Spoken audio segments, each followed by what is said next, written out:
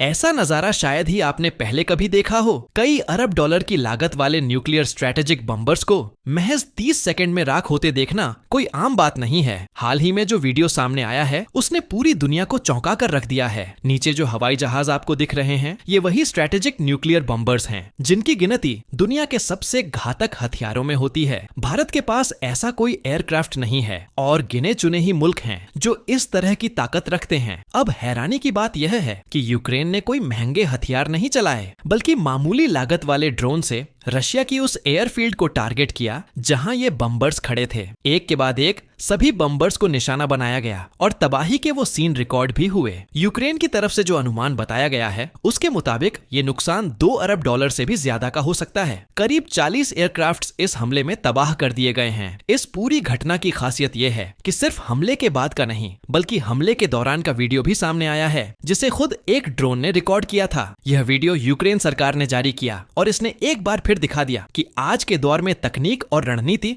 कितनी खतरनाक रूप से कारगर हो सकती है। जो प्लेन आपको वीडियो में दिखेगा वह TU-95 नाम का न्यूक्लियर बम्बर है और उसकी जो लोकेशन थी वह रशिया के अंदर बेहद गहराई में स्थित थी। यानी कि यूक्रेनियन ड्रोन ने न सिर्फ सीमाएं पार की बल्कि रशिया के दिल में जाकर हमला किया और कामयाबी के साथ लौटे भी। यह पूरी घटना भारतीय नजरिए से भी बेहद अहम है क्योंकि अगर कोई देश कम खर्चे में इतनी बड़ी तबाही मचा सकता है तो हमें भी अपनी रणनीति और तैयारी की फिर से समीक्षा करनी चाहिए। ऐसा भी हो सकता है कि कल को कोई शत्रु देश भारत के खिलाफ इसी प्रकार की युक्ति अपनाने की कोशिश करे। इसलिए यह जरूरी है कि हम इस पूरी स्ट्रेटजी को समझें और सीखें। अब आप देखिए, एक सस्ता सा ड्रोन आता है और रशिया का करोड़ों डॉलर का न्यूक्लियर बम्बर चंद सेकंड में जलकर खाक हो जाता है। इन हमलों के कुछ विजुअल्स एक रशियन सैनिक ने सोशल मीडिया पर पोस्ट कर दिए जिससे साफ हुआ कि हमला कितना अंदर तक असर कर गया। जो एयरफील्ड थी वह पूरी तरह तबाही की गवाही दे रही थी और जो रणनीति यूक्रेन ने अपनाई वह न केवल तकनीकी बल्कि मनोवैज्ञानिक स्तर पर भी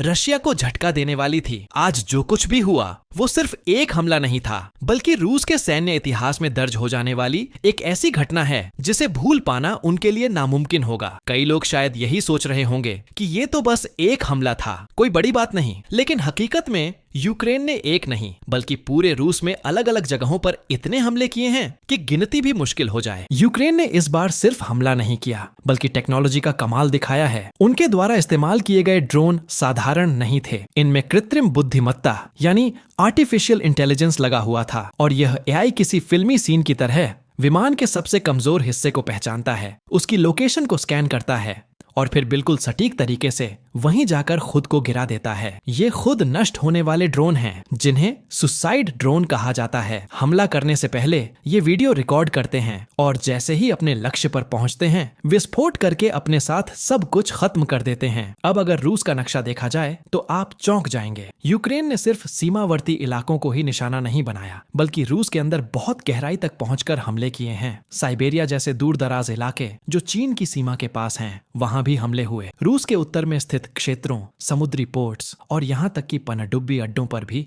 ड्रोन हमले किए गए। मॉस्को के करीब भी कई जगहों पर निशाना साधा गया। और अब अगर आप यह सोच रहे हैं कि क्या ये ड्रोन यूक्रेन से इतनी लंबी दूरी तय करके रूस के अंदर तक पहुंचते हैं, तो इसका जवाब है नहीं। यह पूरा नेटवर्क स्थानीय तौर पर भी एक्टिव किया गया था, यानी या तो रूस के अंदर ही कहीं लॉन्च किए गए या फिर किसी तीसरे माध्यम से इनकी मदद ली गई। अब यह तो साफ है कि सिर्फ बॉर्डर पर लड़ाई नहीं हो रही, यह एक नई किस्म की लड़ाई है जिसमें दुश्मन की नींद उड़ाना ही असली मकसद है। दुनिया की नजरों में अभी एक ऐसा ऑपरेशन है जिसने सबको चौंका दिया है और वह है ऑपरेशन स्पाइडर्स वेब। यूक्रेन ने इसे अंजाम दिया है और ऐसा करने में इन्हें कोई चंद दिन या महीने नहीं लगे बल्कि पूरे 1.5 साल का वक्त लगा इस मिशन को प्लान और एग्जीक्यूट करने में। ये कोई सामान्य सैन्य कार्रवाई नहीं थी बल्कि एक बेहद गुप्त और तकनीकी रूप से जटिल ऑपरेशन था जिसमें यूक्रेन ने बहुत ही चुपचाप अपने ड्रोन रूस की सरजमी तक पहुंचा दिए। इन ड्रोन्स को सीमा पार उड़ाकर नहीं लाया गया। यूक्रेन ने पहले इन्हें रूस के बॉर्डर एरिया तक पहुंचाया और फिर शायद वहां मौजूद कुछ अंदरूनी सहयोगियों ने इन्हें अलग अलग इलाकों में ट्रकों के जरिए फैला दिया। सोचिए, साइबेरिया से लेकर मॉस्को के पास तक हर जगह ये ड्रोन चुपचाप पहुंचा दिए गए और जब सब तैयार हो गया वो ट्रक और लोग जो इन्हें ला रहे थे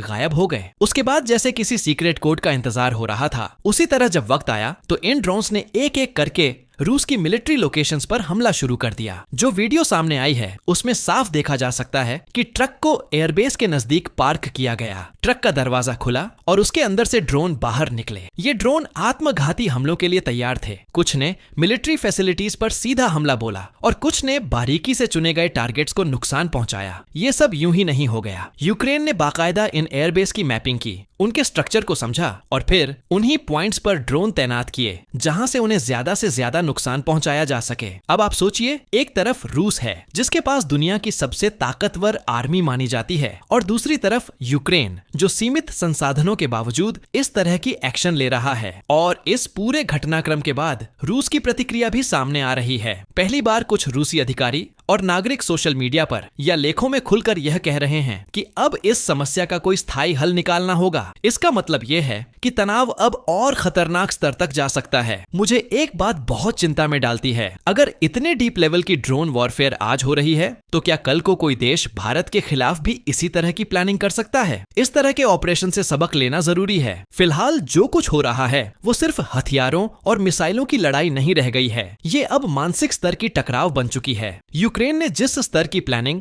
और इंटेलिजेंस के दम पर यह कदम उठाया है उसमें कहीं ना कहीं रूस के अंदर ही कोई गहरी सेंधमारी हुई है और इसका अंदाजा सबसे पहले वहां के सोशल मीडिया रिएक्शन से मिलता है। अगर कोई भी देश या सत्ता यह समझना चाहती है कि उसकी जनता की असल भावना क्या है तो उसे बस अपने सोशल प्लेटफॉर्म्स पर जाकर देखना चाहिए। रूस में यही हो रहा है। लोगों के कमेंट्स, वीडियो क्लिप्स, यहाँ तक कि ट्रांसलेटेड पोस्ट्स तक से एक ही सेंटीमेंट सामने आ रहा है, गुस्सा। और यह गुस्सा दुश्मन देश पर नहीं बल्कि अपनी ही लीडरशिप पर ज्यादा है। जहां एक तरफ ये सारे हमले हो रहे हैं वहीं इस्तांबुल में कोई बातचीत की बात हो रही थी, शायद रूस और यूक्रेन के बीच। पर अब वो बातचीत होगी या नहीं इसका कोई भरोसा नहीं। लोगों की भावनाएं साफ हैं, लोग मर रहे हैं, बिल्डिंग्स तबाह हो रही हैं, उपकरण उड़ाए जा रहे हैं और हम सिर्फ बातचीत की सोच रहे हैं। कई यूजर्स ने तो यहाँ तक कह डाला कि अब ये सब खत्म कर देना चाहिए और इस संकट का स्थायी हल चाहिए। कुछ कमेंट्स इतने तीखे हैं कि खुलकर कह रहे हैं यूक्रेन को पूरी तरह नेस्तनाबूद कर दो। और ये सिर्फ आवेश में नहीं कहा जा रहा बल्कि यह भावना रूस के नागरिकों में बड़ी तेजी से फैल रही है। और यह बात अब रूस के सोशल इन्फ्लुएंसर्स भी तंज कसते हुए कहने लगे हैं कि आज की जंग सिर्फ सीमा पर नहीं लड़ी जा रही, ये एक साइलेंट वॉर है जिसमें दिमाग, डेटा और ड्रोन सबसे घातक हथियार हैं। जिस तरह से हाल ही में रूस के अंदर जो कुछ हुआ है उसे देखकर दिल दहल उठता है। जिस तरह के ड्रोन हमले वहां हुए हैं और वो भी रूस के अंदरूनी हिस्सों से, ये साफ करता है कि सिर्फ बाहर से आए खतरे ही मुश्किल नहीं होते। जब कोई हमला देश के भीतर से ऑपरेट होता है तब देश की सारी सुरक्षात्मक व्यवस्थाएं जैसे कि मिसाइल डिफेंस सिस्टम भी समय पर रिएक्ट नहीं कर पाते। और शायद यही वजह थी कि रूस को इतना बड़ा नुकसान उठाना पड़ा। यूक्रेन ने इस पूरे प्लान को ऐसे अंजाम दिया जैसे किसी मकड़ी ने अपने शिकार के लिए महीनों से जाल बुन रखा हो। और जो नाम रखा गया स्पाइडर्स वेब, वो भी अपने आप में इशारा करता है कि हर कड़ी कितनी सोच समझकर बनाई गई थी। ये सिर्फ एक अटैक नहीं था, ये एक मानसिक जाल था जिसमें कई महीनों की प्लानिंग, डिप्लॉयमेंट और अंदरूनी सहयोग शामिल था।